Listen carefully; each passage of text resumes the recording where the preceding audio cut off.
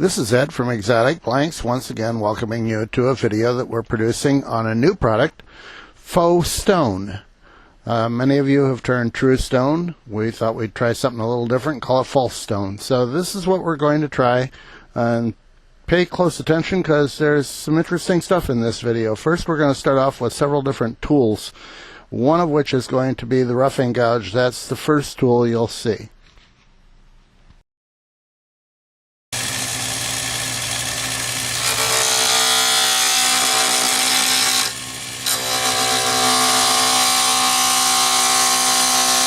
On this video, I'm going to let you see and hear each of the tools, so you won't get an awful lot of voiceover until later on, but this is probably a good way for you to get an idea of what it should sound like and not be too afraid when you hear this.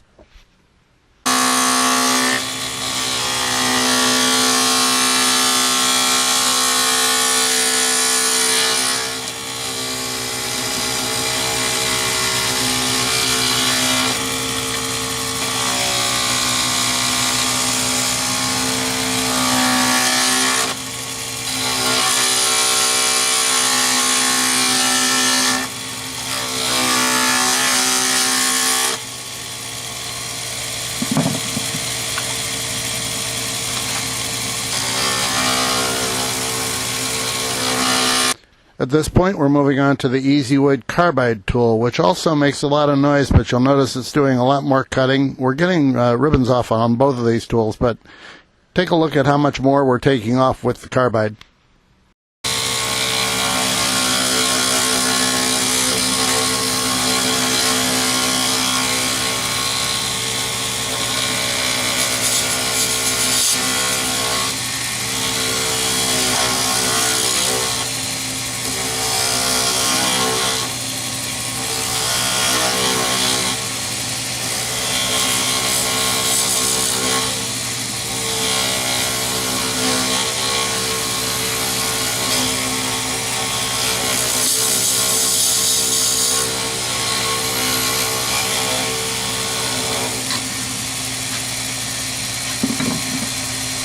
And last, I've got it down to a round object, so I bring out the skew, and that's where I'm comfortable, so I'll do the rest of the turning with the skew.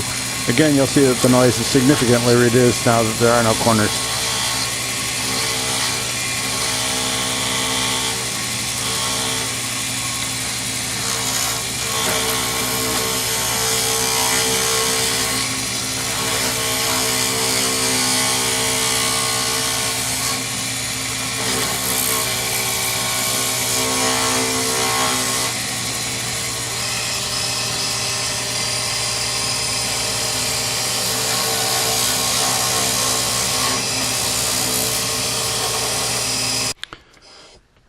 So what I've hopefully shown is that you can cut this with pretty much any tool and still get ribbons off of it.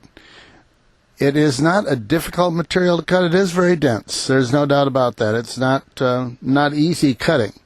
But by the same token, it's been 3.5 minutes since we started turning this, and as you can see, it's now down to round. So it certainly isn't a difficult thing to do. Pretty much with any tool in your repertoire, you ought to be able to bring it down to round. Now, once I got it down to round, you can see that it looks pretty good on this particular pass through. Honestly, I then took it off the lathe and did my finishing on the two ends, where I put it on the sanding device to flush the ends. And then I put it back on the lathe because it was then ready to turn into a pen. When I put it back on the lathe and did the final turning, I did it with a very small skew, just so that I would get down to the bottom, to the final size, and have the look that I like.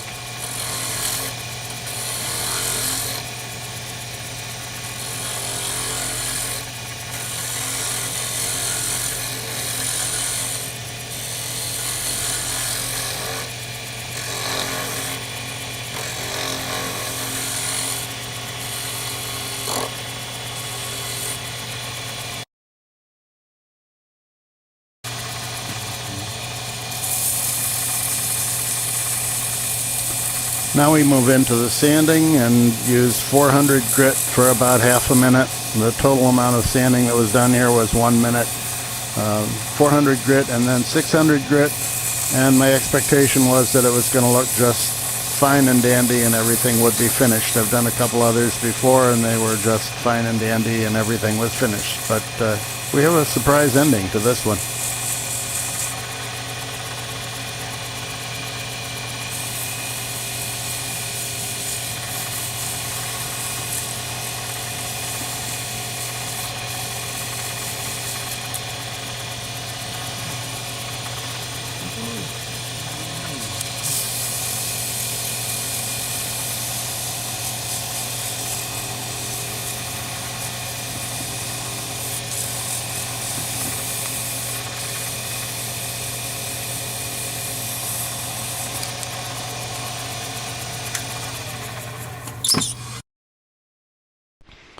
When I stopped the lathe and took a look, I had plenty of tiny bubbles and no champagne. So I realized that there were lots of little bubbles in this and tiny little pinholes. So now it's a question of how are we going to resolve that problem, and it really wasn't too difficult.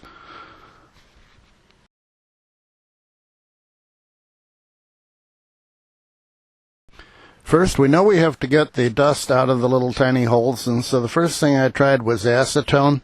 I wasn't terribly thrilled with the way that worked, and so I tried boiled linseed oil. That worked out quite well. I knew I was going to come back after that with a coat of thin CA, so I thought that it would be an accelerant as well. So if you use boiled linseed oil, that works quite well. Then I tried to dry it off a bit with a paper towel, and then put on a very thin coating of thin CA just to see what was going to happen, and everything went fine. So I put on another 2 coats of thin CA. At the end of that, I could still see ups and downs. It was much improved, but I could still see some that looked like there was a bit of a pit, and so I then put medium CA.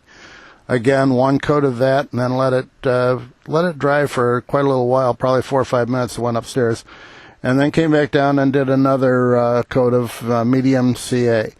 Once that was complete, and once it had a chance to set, it was probably an hour and a half later, I came down and did sanding with 600, and it turned out absolutely beautifully. You can't see any of the pits. They're all covered up, of course, because they've got CA coating on them. It's an absolutely gorgeous pen, so it can be done, and as we say at the beginning, it's significantly less expensive than dealing with true stone. So thank you for watching. We invite you to try the faux stone. I think you'll find that it's not difficult to work with, and the pens are really nice looking pens, and they're not quite as heavy, I don't think, as they are with true stone. So give it a shot, see what you think of it, and of course I'm always interested in feedback. If you have some ideas that you'd like to see me do, or if you think something was right or wrong with this one, please feel free to comment. Look forward to getting any criticism, good or bad. Have a good evening. This is Ed from ExoticBlanks. Bye now.